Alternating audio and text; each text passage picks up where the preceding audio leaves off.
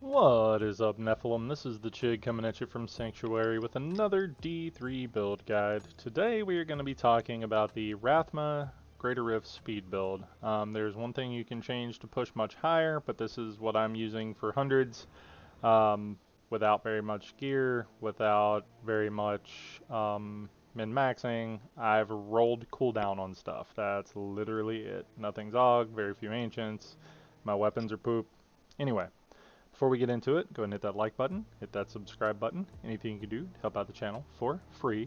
And don't forget, we are currently running a giveaway. As soon as I hit 1,000 subscribers, as soon as we roll over to 1,001, I will be giving away a copy of D4 or another video game of your choice if you've already pre-ordered. And how you enter is you have to be a subscriber to the channel.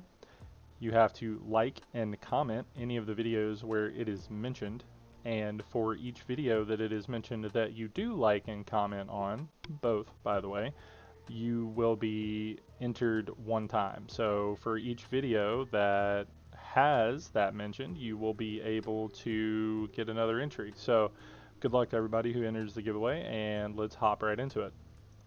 So this is way more fun than I thought it was going to be. That is something that caught me off guard. So we're using 5 pieces of Rathma and 2 pieces of Captain Crimson's.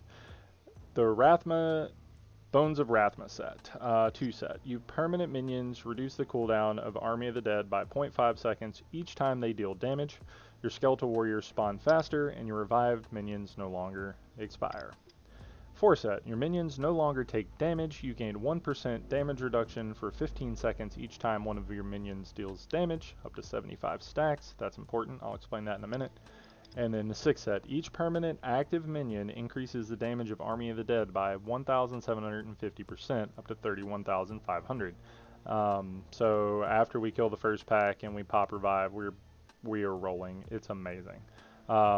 So the 3 set Captain Crimson's, 2 pieces, reduces the cooldown and resource cost of all skills by 20%. The 3 set, damage dealt is increased by a percentage of your cooldown reduction, and we are stacking cooldown. We are over 60%, so that is huge. That is huge, that is huge, that is huge. Damage taken is reduced by your percentage of resource cost reduction. We're not really stacking any RCR, but, you know, nice little bonus, because at least 20%, right? We are using the Squirt's Necklace while not taking damage. Damage dealt is increased by up to 100%, and damage taken is decreased by 50. Increased by 50, I'm sorry. Bonds of Selena. Army of the Dead deals up to 100% increased damage, or double this bonus against an active target of command skeletons. So whenever there's yellow or whatever, you pop command skeletons on it, and then you hit Army of the Dead, it's going to get one shot most of the time. So I'm going to demonstrate this on 100. I normally do 90s, but 90s is overkill. Like, this is literally too strong for 90s. Convention of the Elements. Everybody knows what this does. Gain up to 200% increased damage to a single element for 4 seconds. It's a non-static effect. Rotates through the elements available to your class in the following order: Arcane, Cold, Fire, Holy Lightning, Physical, and Poison. As a Necromancer, we only have 3, so it rolls around faster. So it's 33% uptime instead of 25% uptime, which is kind of neat. We've got Crisbin's Sentence. You deal 98% increased damage against slowed enemies, or triple this bonus against enemies afflicted by any other type of control pairing effect. So that's going to come in handy on this build, because this time we are using Dislocation to stun the enemies to get triple that effect, right? In the speed build, we don't stun. In this build, we do stun. We're using the Jesseth Arms set, so we got the Skull Scythe and the Skull Shield. The 2 set, when the target of your command skeletons dies, your skeletons are automatically commanded to attack a nearby target. In hundreds, this is a little easier, because in normal circumstances, when they die, like if the screen is clear, they'll stop and you have to command them again. That's one of the reasons I don't want to run this on a 90, because you can literally clear the screen. And then while your skeletons are commanded to attack a target, you deal 400% increased damage. So we just basically want them attacking targets at all times. So let's go over the gems real quick. We have a big cooldown gem in the hat, because the best stat for us is cooldown, and apparently I am 0.5% away from what I should be, because that's not the biggest gem I have.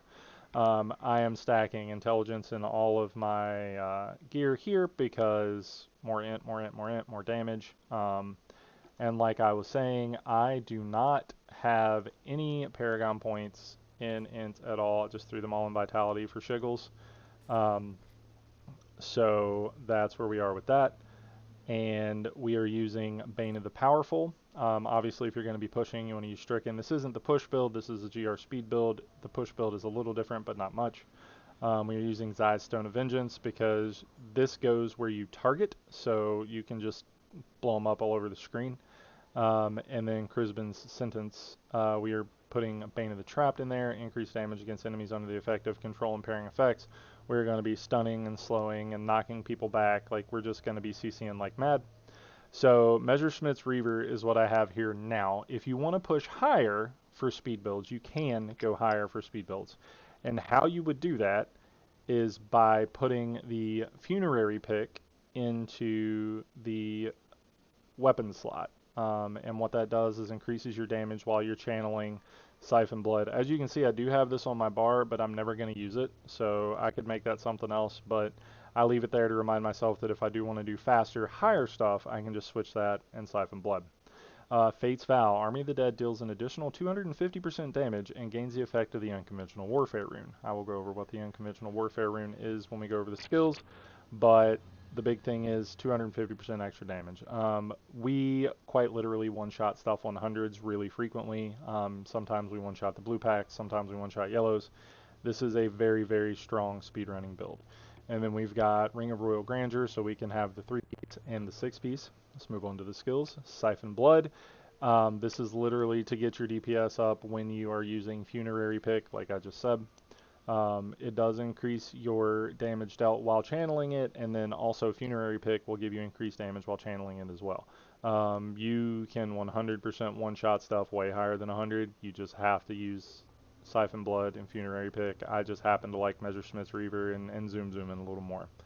Revive, Personal Army. We are going to revive basically the first 10 enemies we kill because it's going to reduce our damage taken, and it's also going to increase our damage dealt because of our 6-piece. Blood Rush Potency. This is just giving us movement speed after we dash, so we're just going to be dashing around like a madman. Army of the Dead. Death Valley raises a massive skeletal army to pummel target location, dealing 12,000% weapon damage as physical in a 15-yard radius. And this rune knocks everything towards the center. So basically, you find a group, you put it in the middle, it knocks them towards it, and it one-shots them. Command Skeleton Frenzy. Command your skeleton minions to attack the target and increase their damage by 50% and attack speed by 25% while they attack it. And then raises, the passive is it raises the skeletons every 2 seconds. Bone Armor Dislocation. Rip the bones from nearby enemies, dealing 125% weapon damage as poison, and create armor that reduces damage taken by 3% per enemy hit up to a maximum of 10 stacks. They are also stunned for 2 seconds. So we're using this to CC for Crisbin's Sentence, and it's also just 30% damage reduction, so we can't really complain too much there. Rathma's Shield. You cannot lose life for 4 seconds after using Land of the Dead, Army of the Dead, or Simulacrum. This cannot occur more than once every 60 seconds. This is free to use because we're using Army of the Dead, so may as well. Rigor Mortis. Poison abilities also slow enemies by 30% and reduce their attack speed by 30%. This is going to make Siphon Blood Power Shift better, but it also makes Bone Armor better because we can just stun them and then they basically can't kill us and they get slowed. And yeah, it's great. Final Service, just in case we get one-tapped before we get our stacks up. Like I said, our toughness comes from our minions dealing damage, so it takes a little bit more time to get our toughness up in this build, so we want Final Service just in case we get one-tapped.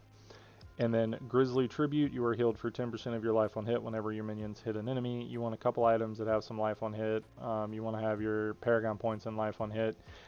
It's not bad because your minions are always hitting things. So the other rune you get on not command skeletons, Chiggy, Army of the Dead is Unconventional Warfare.